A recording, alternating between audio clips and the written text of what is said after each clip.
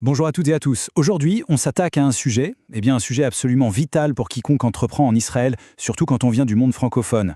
La compta. Mais attention, pas n'importe comment. On va parler des règles, de ces fameuses règles que si on les ignore, les conséquences peuvent être désastreuses. L'objectif? Comprendre comment s'assurer que tout est bien en ordre. Allez, c'est parti, on décortique ça ensemble. On commence très fort avec une citation qui plante le décor. Et ce n'est pas moi qui l'invente, c'est tiré de notre source. C'est quand même fou de se dire ça. Une petite erreur, une somme qui peut paraître dérisoire, et c'est toute une entreprise qui peut mettre la clé sous la porte. Voilà pourquoi ce sujet est si important. Alors, on entre dans notre première partie. Ici, il faut bien comprendre qu'on ne parle pas juste de paperasse ou de bureaucratie. Non, on parle de la survie d'un projet. Saisir l'impact bien réel d'une toute petite négligence, c'est vraiment la première étape pour pouvoir s'en protéger efficacement. Et le voilà, l'acteur principal de cette histoire, le MAHAM, l'équivalent de notre bureau de la TVA.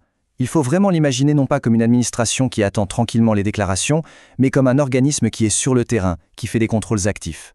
Leur obsession? S'assurer que pour chaque shekel encaissé, un reçu, une kabbalah, est émis et émis immédiatement. La règle est simple, un paiement, un reçu. Point. Bon, tout ce risque, bien sûr, il ne sort pas de nulle part. Il y a une loi très précise derrière tout ça, un cadre légal. C'est une sorte de manuel officiel que chaque entreprise, sans la moindre exception, est tenue de suivre à la lettre. Et le nom de ce manuel, c'est Horaot Nihul Sfarim. Ça veut dire, littéralement, les instructions pour la gestion des livres. Ce n'est pas une simple recommandation, c'est une véritable obligation légale. C'est ce texte qui va dicter dans les moindres détails comment la comptabilité d'une entreprise doit être gérée au jour le jour. Et là, il y a une subtilité importante. Cette loi, elle fonctionne un peu sur 2 étages. Il y a d'abord un tronc commun, des règles de base qui s'appliquent vraiment à tout le monde, que l'on vende des vis ou des services informatiques. Et puis, au-dessus de ça, viennent se greffer des règles spécifiques à certains métiers.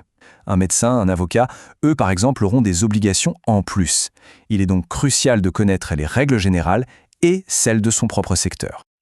Ok, assez parlé des risques et des lois. Passons au concret, à la solution. Comment on fait pour être sûr que chaque document qu'on émet est parfait, juridiquement solide? On va décortiquer ensemble l'anatomie d'une facture ou d'un reçu qui soit tout simplement inattaquable. Et les voilà, les 5 points cardinaux d'une facture bien faite. Ça a l'air basique, mais chaque point est absolument indispensable. C'est comme une recette de cuisine. S'il manque un ingrédient, même un tout petit, à la fin, le plat n'est pas bon. On va zoomer sur les plus importants. On commence par le début, le haut du document, les infos de l'entreprise. Bien sûr, le nom doit être exact, l'adresse aussi, mais le point sur lequel il faut être intransigeant, c'est le numéro d'identification, l'équivalent de notre SIRET français. Et surtout, il doit avoir le bon préfixe. C'est le petit détail qui change tout, la première chose qu'un contrôleur va regarder. Et justement, ces fameux préfixes, les voici. Ce petit tableau, il clarifie tout. EdPay, c'est pour une SARL, une société. Ain même pour un OSEC Manchet.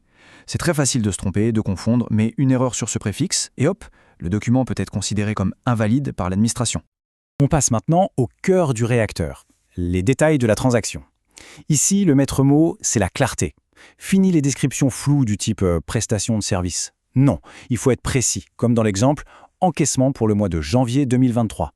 Là, il n'y a aucune place à l'interprétation. Et bien évidemment, la décomposition claire entre le hors-taxe, la TVA et le total TTC, ça, ce n'est même pas négociable. Bon, maintenant qu'on sait comment bien faire les choses, il est temps de revenir sur le risque principal. Mais cette fois, on va utiliser le terme technique, le terme qui fait trembler.